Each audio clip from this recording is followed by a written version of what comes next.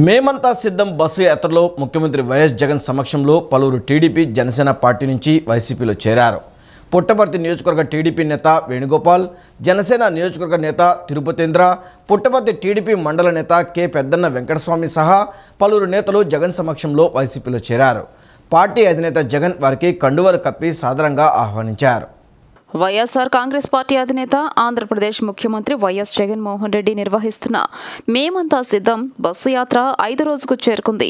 వివిధ వర్గాలకు చెందిన ప్రజలతో ముఖాముఖి నిర్వహిస్తున్న సీఎం జగన్ వారి సమస్యలను అడిగి తెలుసుకుంటున్నారు. ఇదే సమయంలో విపక్షాలపై తీవ్ర స్థాయిలో విరుచుకుపడుతున్నారు. మరోవైపు ఇతర పార్టీలకు చెందిన నేతలకు కండువా కప్పి వైసీపీలోకి ఆహ్వానిస్తున్నారు. మేమంతా సిద్ధం బస్సు యాత్రలో ముఖ్యమంత్రి వైఎస్ జగన్ సమక్షంలో పలువురు టీడీపీ జనసేన పార్టీ నుంచి ఈ రోజు వైసీపీలో చేరారు.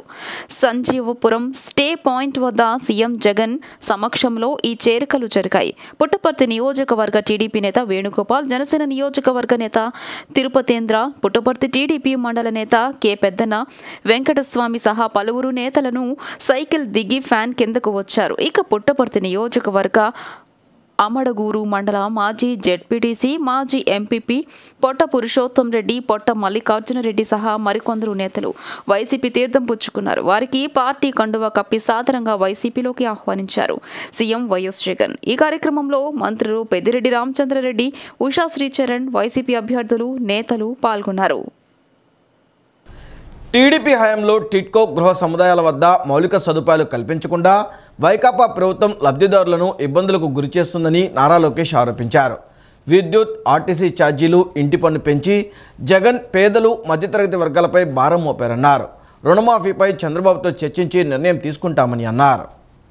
తెదేపా హయాంలో ఆధునిక సాంకేతికతో నిర్మించిన టిడ్కో గృహ సముదాయాల వద్ద మౌలిక సదుపాయాలు కల్పించకుండా వైకాపా ప్రభుత్వం లబ్ధిదారులను ఇబ్బందులకు గురి చేస్తోందని నారా లోకేష్ ఆరోపించారు. మంగళగిరిలోని టిడ్కో గృహ సముదాయం వద్ద నిన్న సాయంత్రం నిర్వహించిన రచ్చబండ కార్యక్రమంలో ఆయన మాట్లాడారు. గృహ సముదాయాల్లో పార్కులు, పాఠశాలలు, అంగన్వాడీ కేంద్రాలు కట్టాల్సి ఉండగా అవేమీ పట్టించుకోలేదన్నారు. 2 నెలల్లో ప్రజా ప్రభుత్వం రాగానే సమస్యలన్నీ పరిష్కరిస్తామని భరోసా ఇచ్చారు. విద్యుత్, ఆర్టీసీ ఛార్జీలు, ఇంటి పన్ను పెంచి జగన్ పేదలు, మధ్యతరగతి వర్గాలపై భారం మోపారన్నారు. సూపర్ 6 పథకాలతో అన్ని వర్గాలకు మేలు జరుగుతోందన్నారు. ఇంతలో రాజధాని ఇక్కడే ఉంటుందా అంటూ ప్రశ్నించడంతో స్పందించిన ఆయన ఒకే రాష్ట్రం, ఒకే రాజధాని, జై అమరావతి అని సమాధానమిచ్చారు.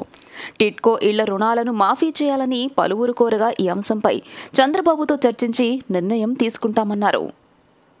అమరావతి రాజధాని ఇక్కడ తీసుకురావాలి, దానికి సింగపూర్ ప్రభుత్వం సహకారం కావాలని సింగపూర్కి బాబు గారు వెళ్ళారు. సింగపూర్కి బాబు గారు వెళ్ళినప్పుడు సింగపూర్లో నివసిస్తున్న నిరుపేద ఇల్లు చూస్తాం జరిగింది తల్లి. అప్పుడు చంద్రబాబు నాయుడు గారు, ఇంకో పక్కన ఆనాటి మున్సిపల్ శాఖ మార్చులు నారాయణ గారు ఆనాడు పేదల ఇల్లు చూశారు. చంద్రబాబు నాయుడు గారు పదే పదే ఒక మాట అన్నారు తల్లి. నారాయణ గారు చూడండి ఇక్కడ ఎంత అద్భుతమైన ఇల్లు కట్టామో, దాని ధీటుగా మన రాష్ట్రంలో ఎందుకో పేదవాళ్ళకి మన ఇల్లు కట్టలేము. ఇంకా నారాయణ గారి గురించి తెలుసు కదా, ఒక్కసారి పని మొదలు పెడితే ఆయన ఆపడు తల్లి. హైదరాబాద్, బెంగళూరు, చెన్నై, ఢిల్లీకి వెళ్ళి అసలు ఇల్లు ఎట్లా కట్టాలని రీసెర్చ్ చేశారు. చివరికి మంచి టెక్నాలజీలు ఏముందో తీసుకొచ్చారు తల్లి. అమ్మా మన ఇల్లు ఇటుక వాడలేదు తల్లి, డైరెక్ట్ గా సిమెంటే పోసేశారు. ఏకంగా సచివాలయంలో వాడిన టైల్లో మన ఇంట్లో వాడారు తల్లి.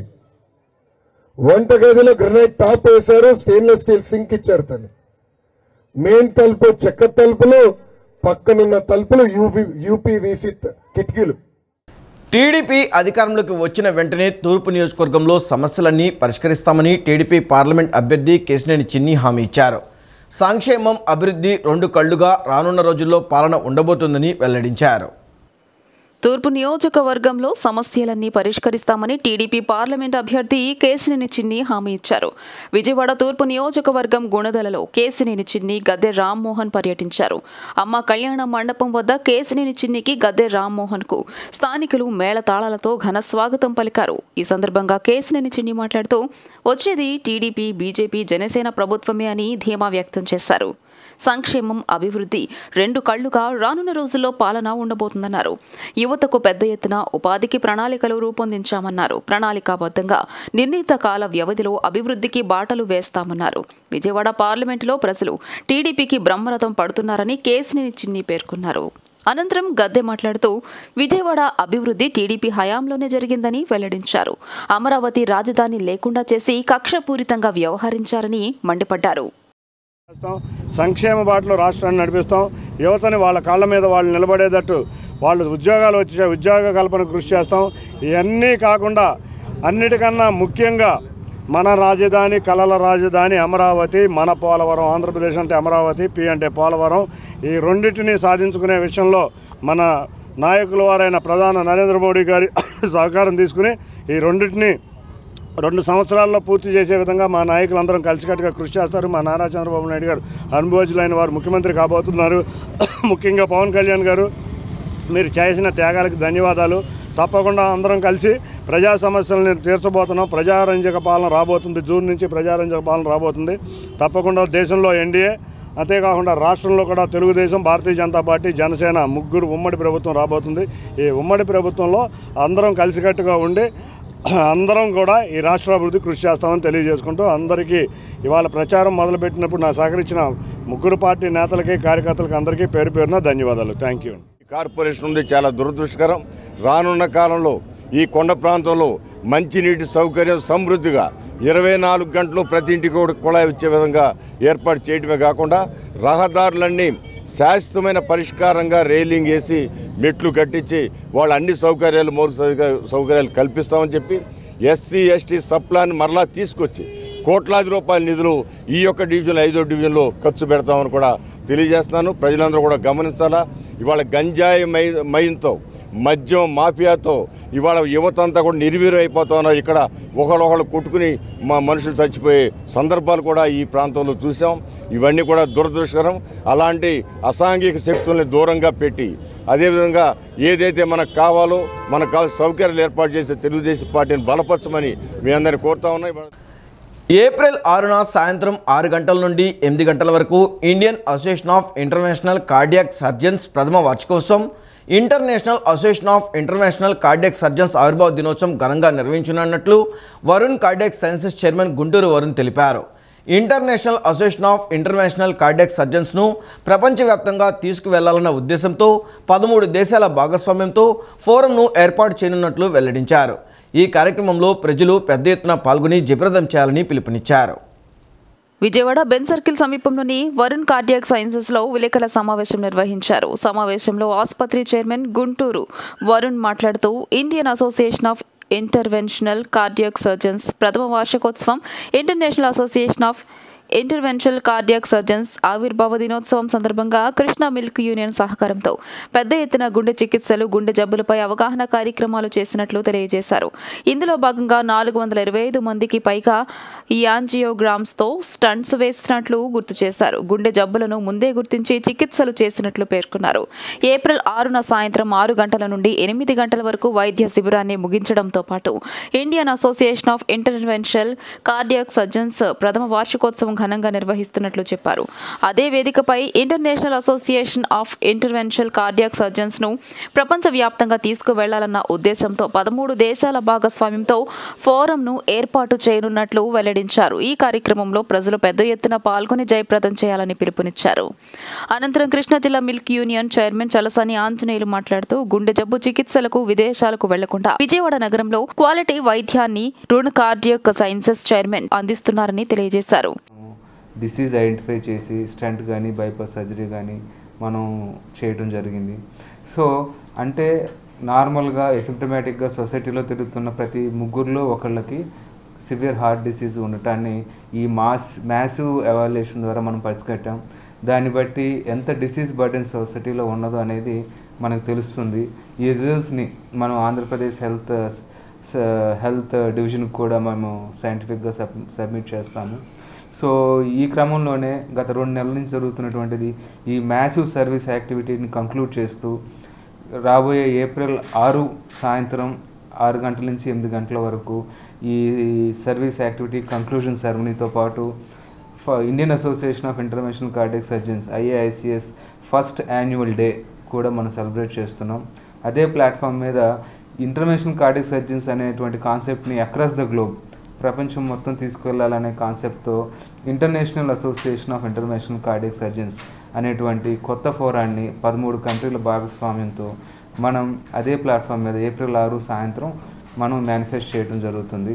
సో దీని అందరికీ ఇంతవరకు సహకరించినటువంటి రైతులకు, సొసైటీకి అందరికీ ధన్యవాదాలు. కృష్ణా జిల్లా మిల్క్ యూనియన్లో 2 లక్షల మంది పాడి రైతులు ఉన్నారని, అందులో 1700 మందికి పరీక్షలు చేశారని చెప్పారు. 94 మందికి స్టంట్లు, బైపాస్ సర్జరీలు చేశారని, ఇప్పటికీ 34 మందికి స్టంట్లు వేశారని వెల్లడించారు. రైతులకు ఖరీదైన వైద్యాన్ని అందిస్తున్నారని, మరో జీవితాన్ని ప్రసాదిస్తున్నారని ఈ సందర్భంగా తెలియజేశారు. వాళ్ళ సమస్యలు తీర్చడానికి 2 సంవత్సరాలుగా డాక్టర్ ఓరెన్ ప్రత్యేక శ్రద్ధ తీసుకుని ప్రయత్నం చేస్తూ ఉన్నాడు.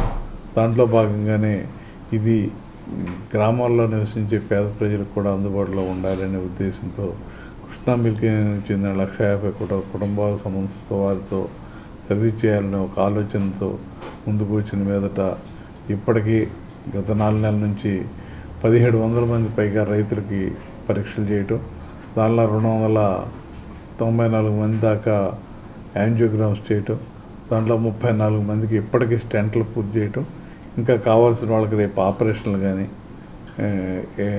ఏప్రిల్ నెలలో ఆపరేషన్స్ కానీ అలాగే తావీలు కానీ కూడా ఎక్కడ ₹1 ఆ రైతుకి. ఇదే ఈ యాంజియోలు చేసిన వాళ్ళకి కానీ స్టెంట్లు వేసిన వాళ్ళకి కానీ ఇవాళ వయసుతో సంబంధం లేకుండా సడన్ హార్ట్ ఫెయిల్యూర్స్తో చనిపోవడం జరుగుతూ ఉంది.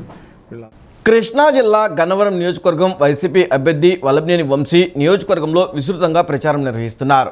ఇంటింటికి వెళ్లి కరపత్రాలు పంచుతూ ఓట్లు అభ్యర్థిస్తున్నారు. ప్రజల సమస్యలను తెలుసుకుని వాటిని పరిష్కరిస్తారని హామీ ఇస్తున్నారు. కృష్ణా జిల్లా గన్నవరం నియోజకవర్గం వైసీపీ అభ్యర్థి వల్లభనేని వంశీ నియోజకవర్గంలో విస్తృతంగా ప్రచారం చేస్తున్నారు. గత 2 రోజులుగా విజయవాడ రూరల్ మండలంలో ప్రచారం నిర్వహిస్తున్నారు.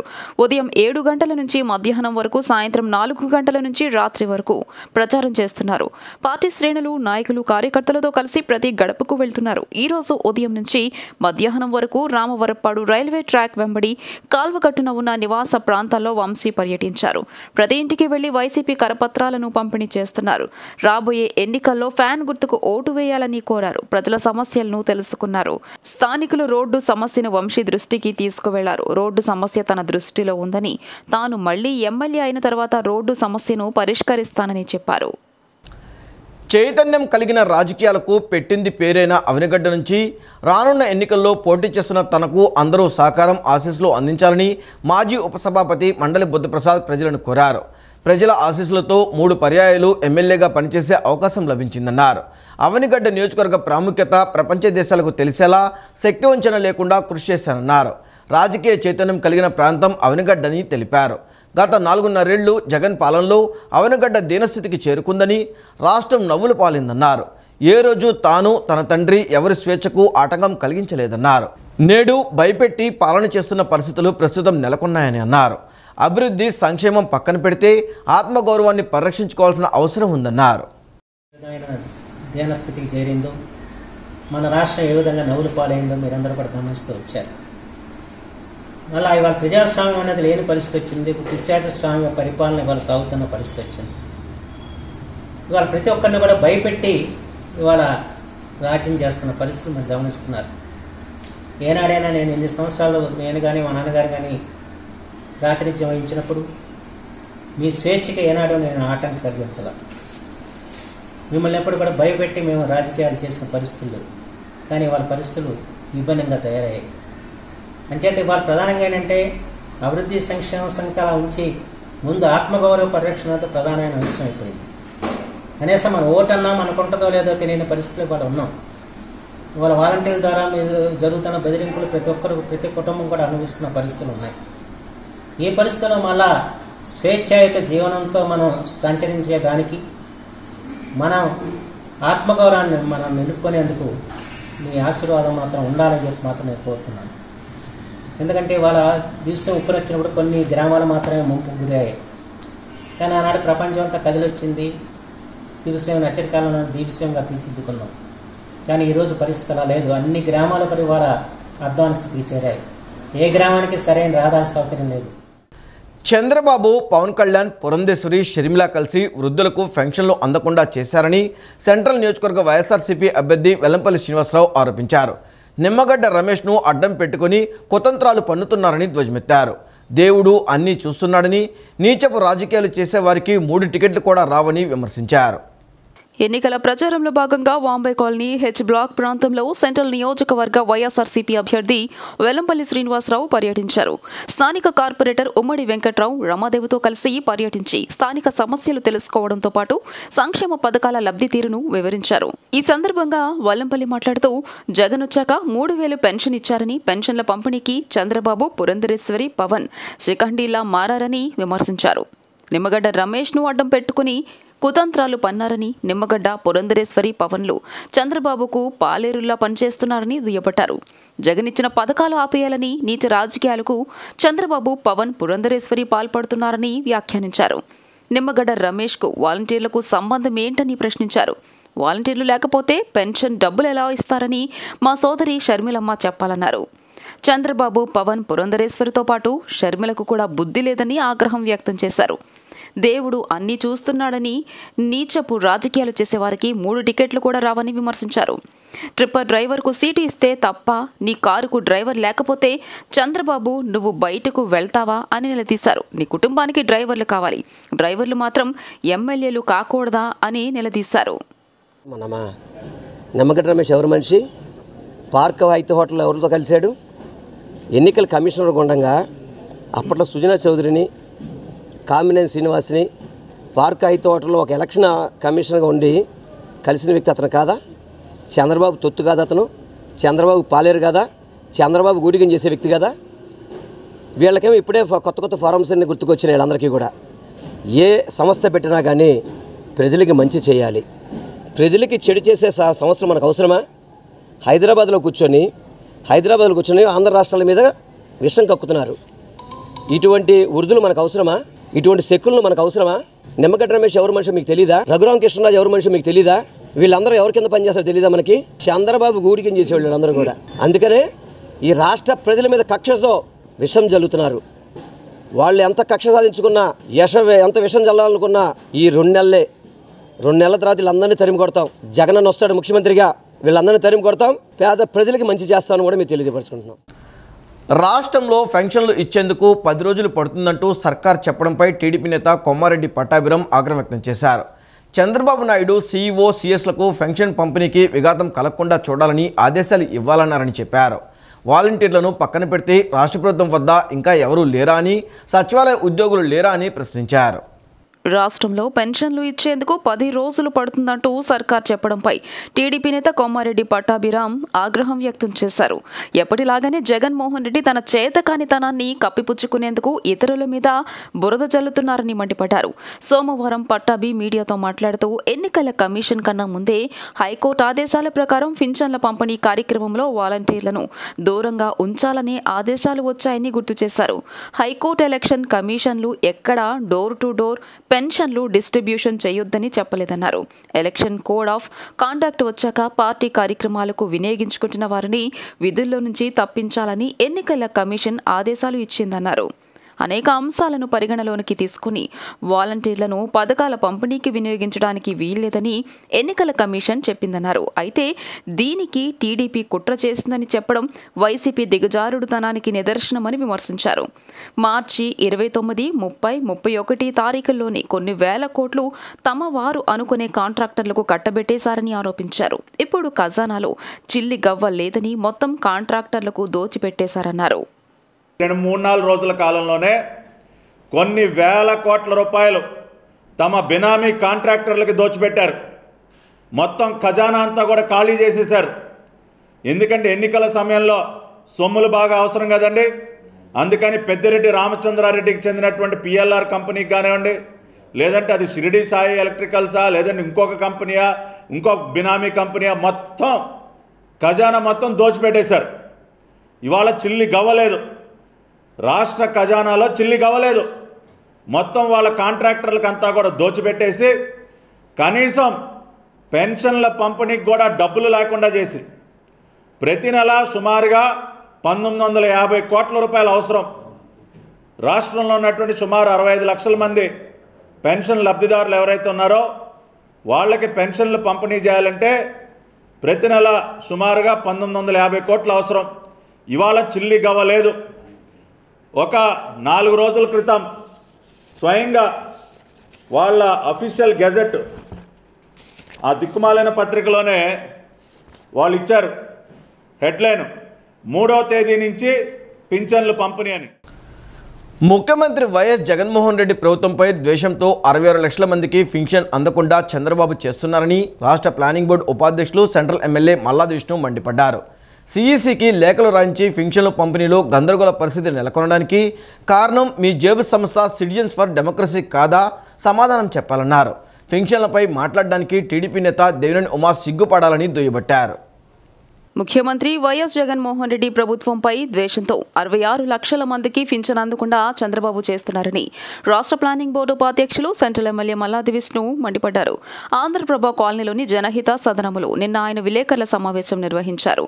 వాలంటీర్ల వ్యవస్థ అంటేనే చంద్రబాబు అండ్ కో భయపడిపోతున్నారని మల్లాది విష్ణు అన్నారు.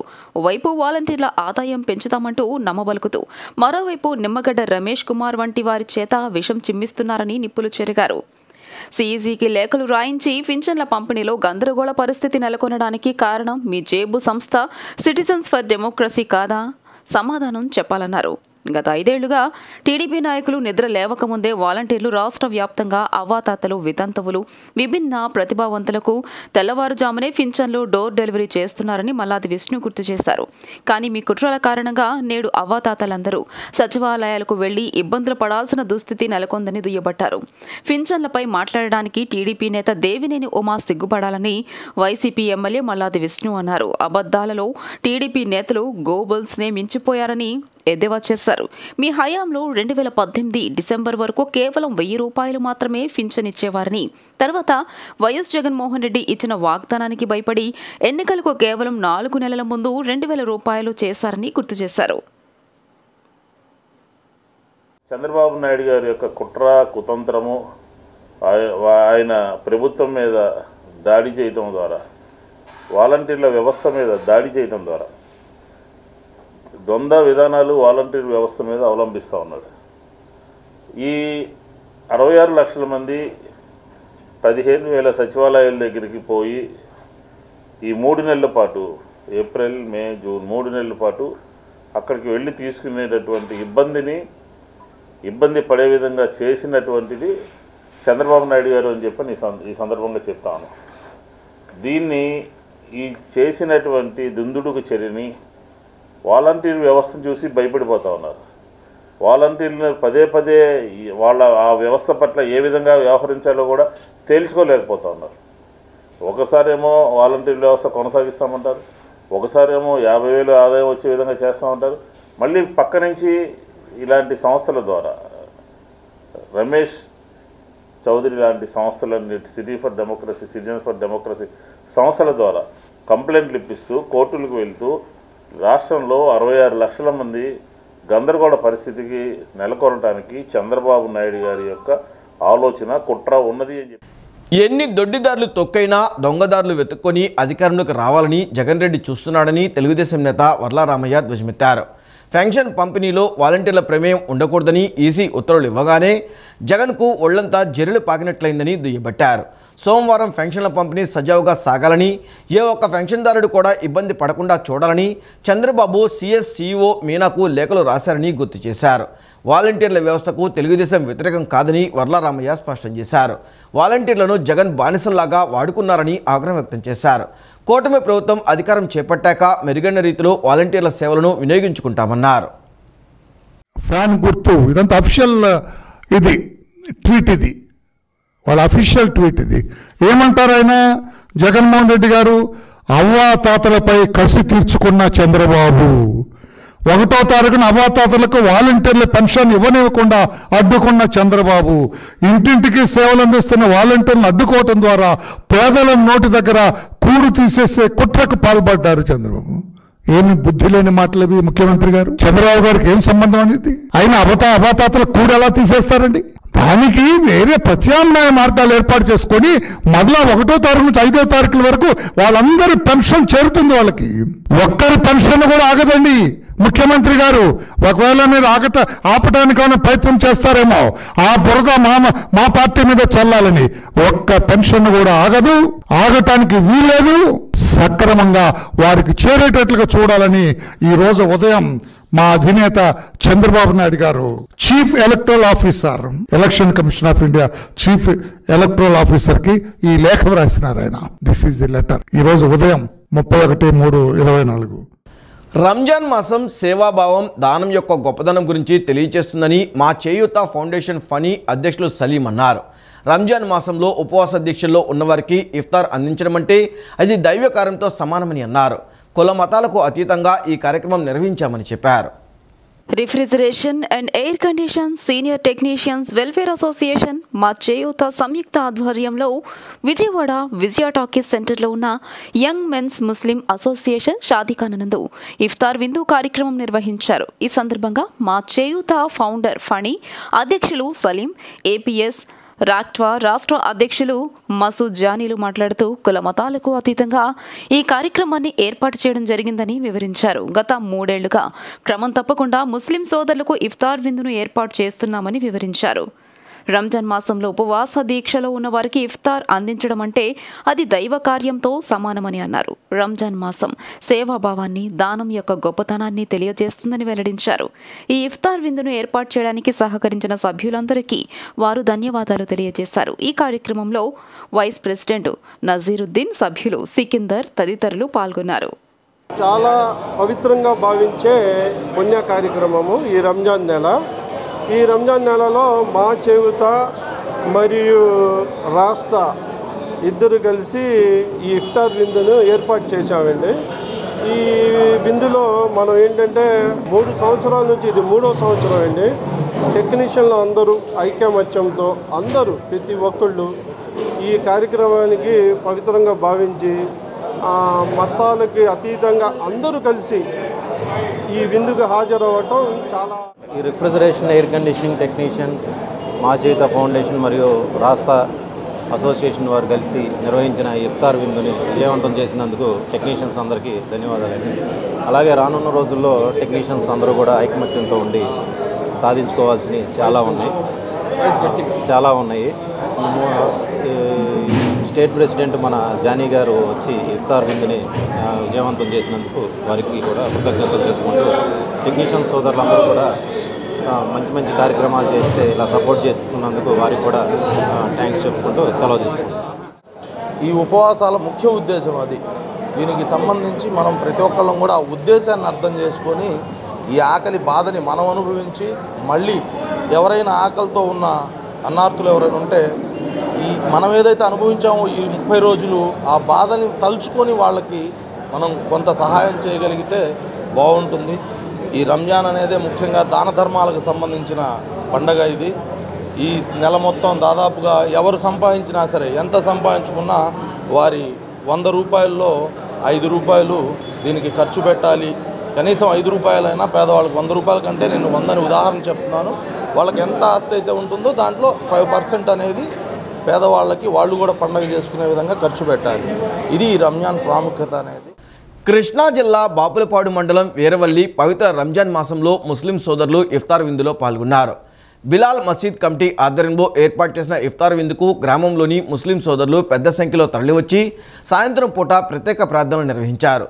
సూర్యోదయం కంటే ముందు నుండి సూర్యాస్తమయం వరకు నీరు, ఆహారం, కనీసం ఉమ్ము కూడా మింగకుండా అల్లాను ధ్యానిస్తూ కఠోర ఉపవాస దీక్షలు చేపడతారు. వయసులో తారతమ్యం లేకుండా చిన్న పెద్ద భక్తి శ్రద్ధలతో ప్రార్థనలు నిర్వహించారు. ఉపవాస దీక్షలతో బలహీనతలు, వ్యసనాలు జయించవచ్చని ఇస్లాం మత గురువులు చెప్తారు. ఈ కార్యక్రమంలో షేక్ రియాజ్, కాలిషా, మస్తాన్, ఇస్మాయిల్ తదితరులు పాల్గొన్నారు. ఈ వార్తలు ఇంతటితో సమాప్తం. నమస్కారం.